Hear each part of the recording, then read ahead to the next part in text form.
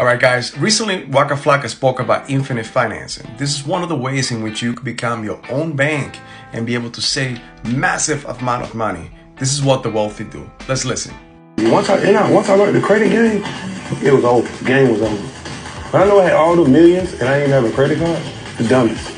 I was like the dumbest person ever. I used to just spend money on everything.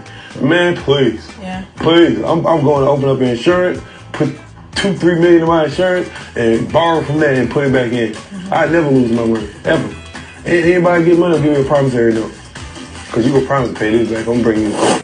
All right, guys, so what Wacka is talking about is about infinite financing. This concept simply allows you to take control of your personal finances needs and can allow you to retain the cash in your account, which otherwise be paid to a third party, growing your cash over time.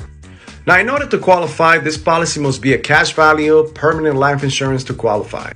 So how does this work? Well, the bank gives you 1% on your return on everything that you put in there. Now they take that money and reinvest this into IUL, which is a tier 1 capital. Guess what, guys? They make about 12% on your own money. And guess what they do? They lend it back to you. Now, guys, by cutting out the middleman, some of the benefits will be that your money grows tax-free. It grows market risk-free, which means that you will always make no less than 0.75%, and your cap rate will be 20%. That is way more than your 1% of the money that you have in your bank.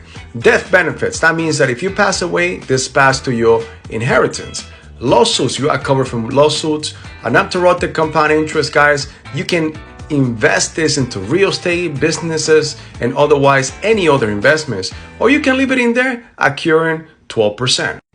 One thing that you need to remember is that the money is accessible on the cash value and not on the death benefit.